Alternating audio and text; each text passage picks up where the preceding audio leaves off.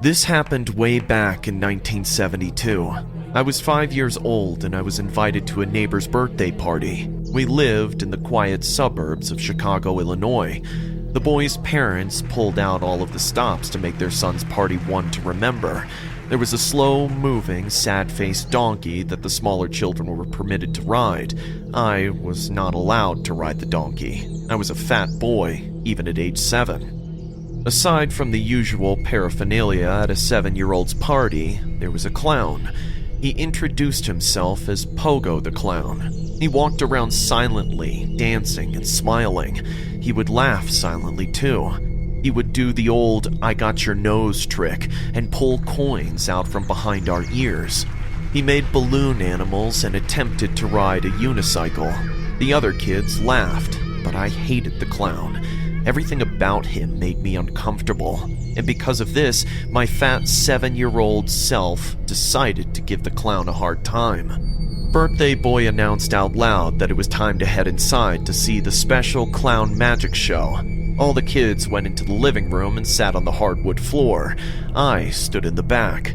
The clown proceeded with the magic show. He pulled a fake rabbit out of his hat and performed other hat tricks, as I stood in the back of the room and catcalled him. "You suck! Boo!"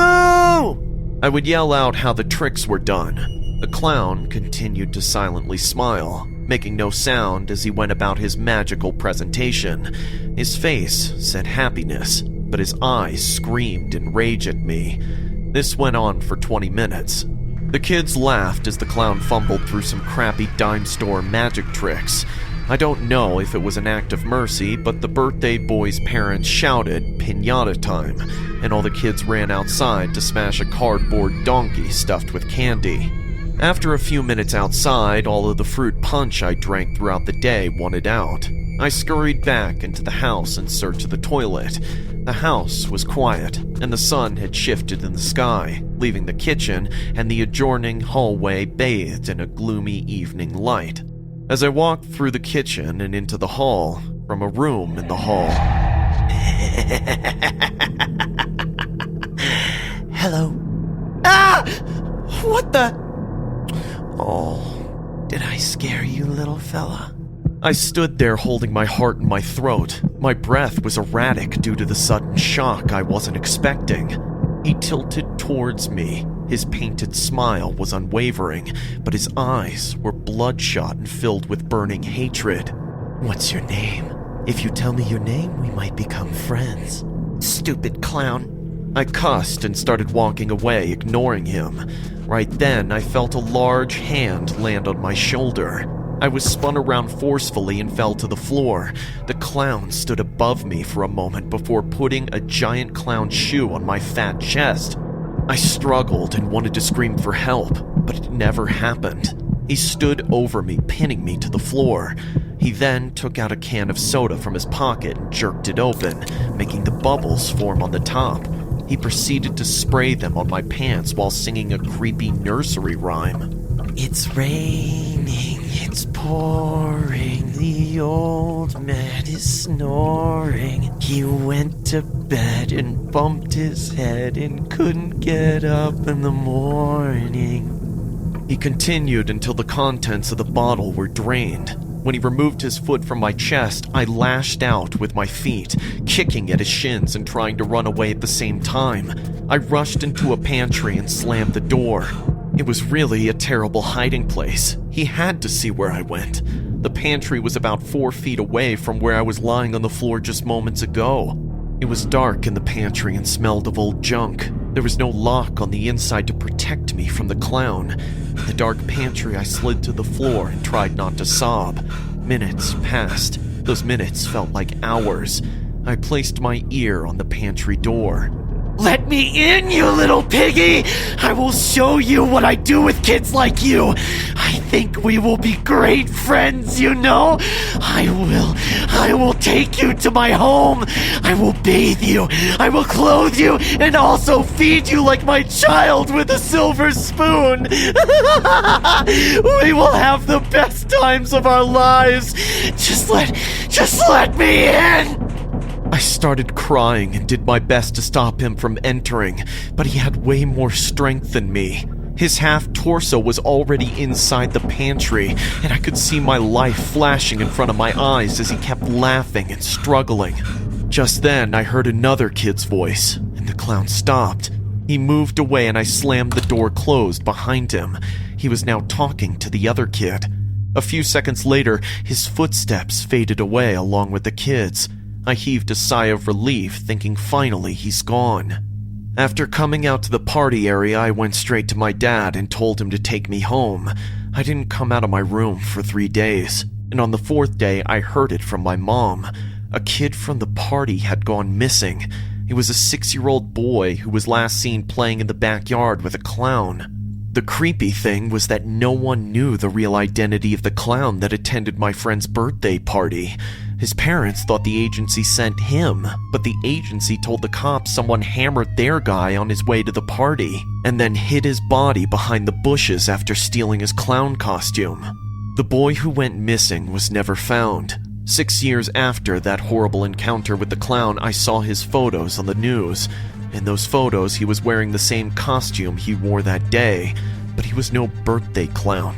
He was a deranged serial killer named John Wayne Gacy, who abducted kids from birthday parties by appearing as a funny clown. My parents were numbed with fear once I told them everything the man did to me and said to me that day. I got saved by an inch from becoming the victim of a notorious serial killer like John Wayne Gacy. The story you just saw is inspired from the horrible crimes done by John Wayne Gacy, more known as the Killer Clown. To many people, John Wayne Gacy was a friendly man who loved to entertain young children. He frequently dressed up as his alter ego, Pogo the Clown, at parties that he hosted for his entire neighborhood. The first warning sign about Gacy appeared in 1964 when he was found guilty of abusing 2 young boys. Gacy was arrested and spent 18 months in prison. On 1978, Gacy murdered a 15-year-old boy who had gone to Gacy's home asking for a job. This time, the cops got involved and searched Gacy's home. They found a class ring, clothing for much smaller individuals, and other suspicious items. Upon further investigation, officers discovered that the ring belonged to a teenage boy who was missing. Later, they found a witness who claimed Gacy had admitted to killing up to 30 people. Gacy was arrested and used an insanity plea in the hopes of a not guilty verdict. The ruse did not work, and he was found guilty. On May 10, 1994, John Wayne Gacy was executed by lethal injection. My name is Julia. I'm 9 years old. My family has this really cool house. I love it. There are 2 acres that me and my friends can play on. It's all fenced in, and the rules are we can go anywhere we want, just as long as we stay inside the fence. Then there's the river. It runs right behind the house, and there's a neat sandy area where we can go wading. But we're only allowed to do that if a grown-up is with us. Dad says the house used to be a farmhouse. I love all of it except for my closet. I hate that. Actually, I guess I should say that I used to hate it. I don't hate it anymore. Not after what finally happened. See, this clown was living in my closet.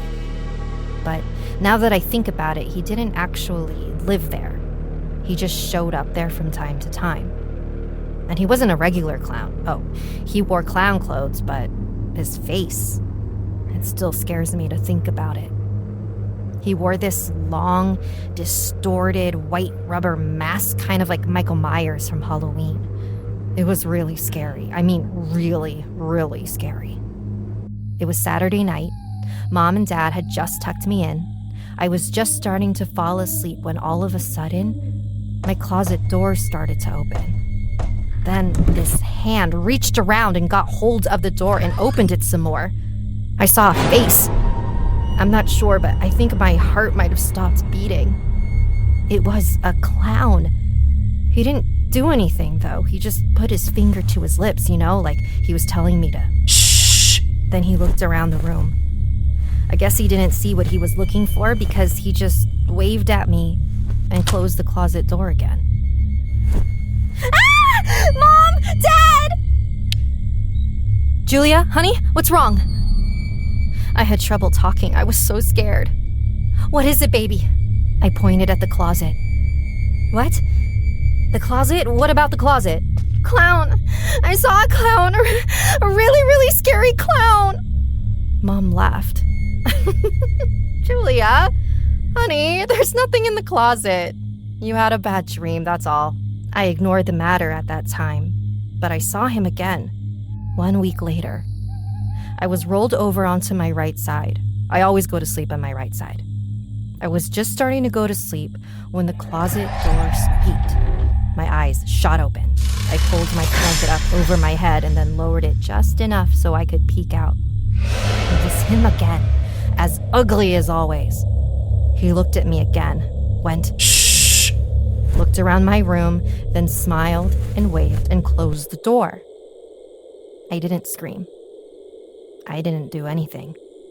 While I was laying there trying to calm down, I thought of something. In all the times I'd seen that clown, he never once tried to do anything bad to me. He never tried to scare me, never tried to hurt me. So what the heck was he doing? And why was he in my closet? After that night, things got a little better. He still showed up.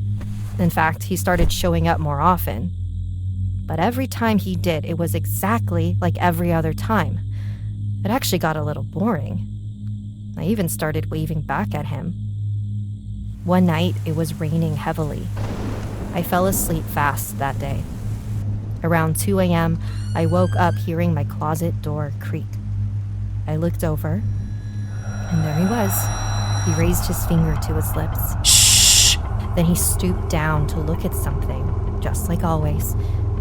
But tonight was different, way different. He froze. His eyes got wide. Then they got wider. The clown threw the closet door open and came rushing into my room. His mouth was wide open and his teeth looked like something from a monster. He was squinting and his hands were raised over his head. His fingers, with their long, pointy black nails, were curled like claws. As he ran toward my bed, he opened his mouth and screamed. Rah! I knew I was going to die. I just knew it. He was going to rip me into tiny little bits and then eat what was left. Yet I couldn't move an inch in shock. The clown raced to the side of my bed and stopped for a second. Then he dropped to his knees, shoved his arms under the bed, and came out with this huge, wriggling, slimy sneak, which must have climbed in from the window at the sides of the lake. The clown smashed its head on the floor, then raised it up and smashed it down again. And again and again. He kept smashing the thing on the floor until it went limp. After a few seconds, he looked up at me. "You okay, kid?" he said in a deep voice that sounded kind of like he had gravel in his throat. I couldn't answer him. Heck, I couldn't even think. "Hey, listen, I'm sorry about this. Don't worry about the mess. It'll be gone before your mom comes in the morning. It just dissolves itself away. Might leave a bit of a stain on the rug, though. Sorry, but nothing I can do about that." I was shaking really bad. All I could do was say, What?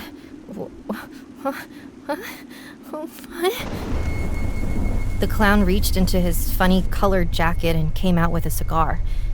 He held it up. "You mind?" I just stared. "Oh, don't worry, I don't smoke 'em. Just sucking on one gives me my nicotine fix. Calms me down. I gave up actually smoking 'em about 20 years ago, but I just can't kick 'em entirely. Bad habit, I know, but hey, nobody's perfect, right?" The clown peeled the plastic wrapper off the cigar and stuck it between his pointy teeth. I kept staring, my mouth hanging open. "I guess you're a little weirded out, huh?" I slowly nodded. "Yeah, typical. Don't feel bad. Pretty much every kid I've ever saved has reacted the same way as you." Who are you? He said, shaking his head. "I'm Wrinkles. Wrinkles the clown. I'll have to leave now." After that night, I saw Wrinkles only once. One day, a homeless man tried to abduct me on my way to school. The moment the man grabbed my hand, something happened to him. He started coughing blood and died on the streets, choking. When the cops were taking me back home, Wrinkles came out of this alley and waved at me. One last time, he put his finger on his lips and said, Shh!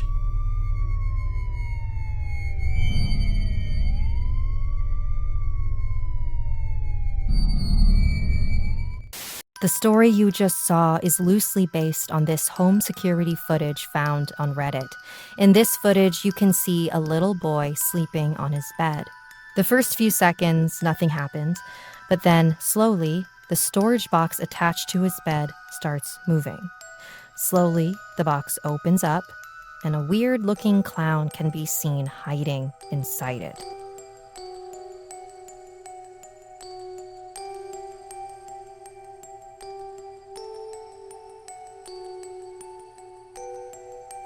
The clown lays like this for a few seconds, trying to configure if the kid is awake or not.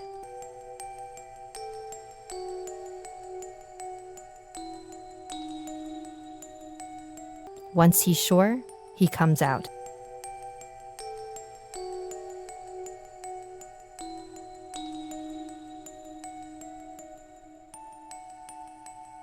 He then watches the kid sleep and then walks to the home security camera.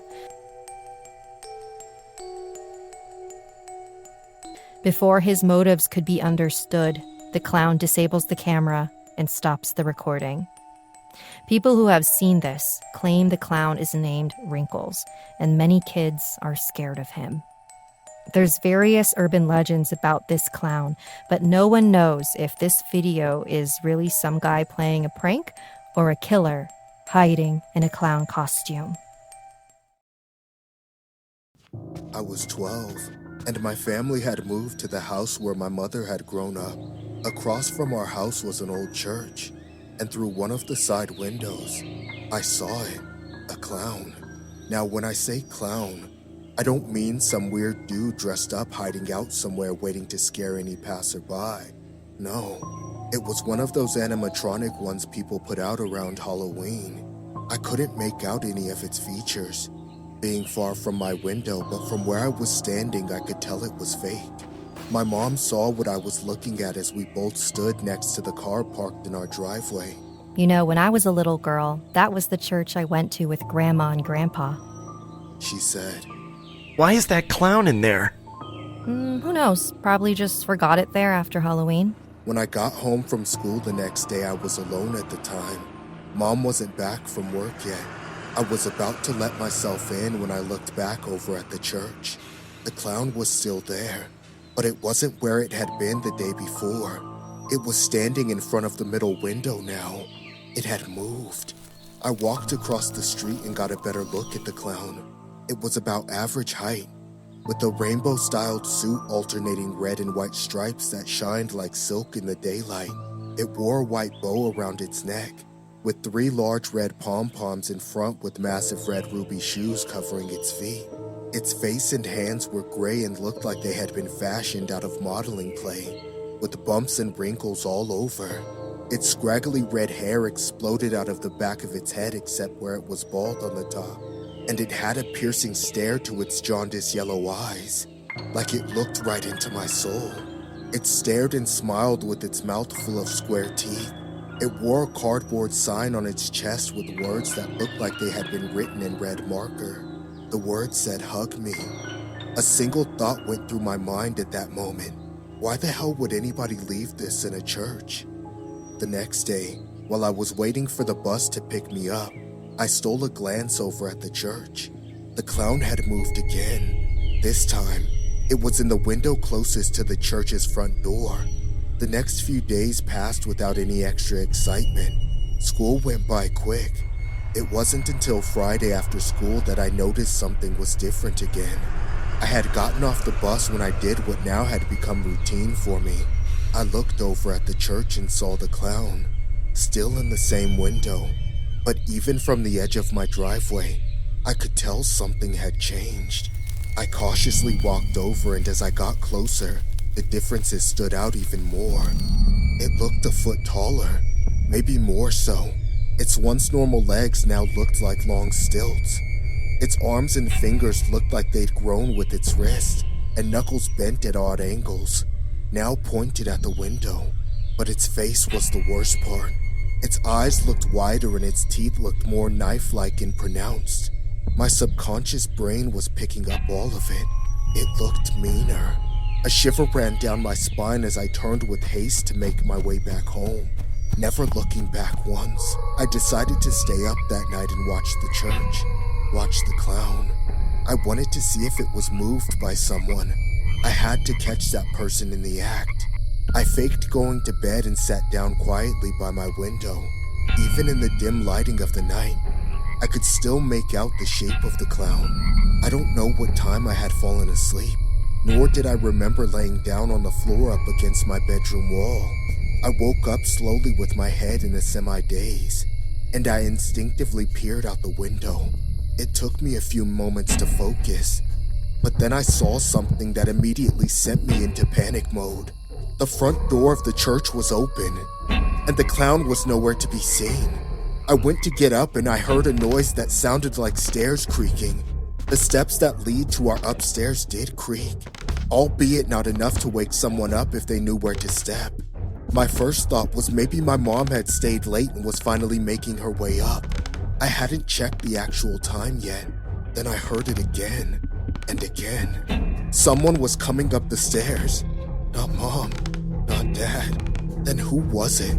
Suddenly, the footsteps stopped. I sat. A few silent seconds passed. What is he doing? Soon I could make out another distinct sound. The doorknob to my room was being turned. I sat there on the floor, my gaze now focused and eyes better adapted to the darkness. I could clearly see the knob being turned and my bedroom door being inched open. My heart skipped a beat. Someone's trying to get inside my room. I screamed. Who's there? Whoever was on the other side of the door stopped. Pin dropped silence. I turned my head towards the church.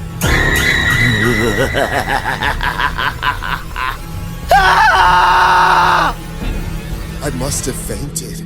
When I woke up, my mom was on my side. She asked me if I had a bad dream last night. I didn't tell her anything because who would believe me? After that night, I never saw the clown again. The creepy animatronic was also gone the next morning. No one knows who moved it, but something at the back of my head keeps telling me the animatronic had become alive. Beware of finding it hanging outside your window tonight.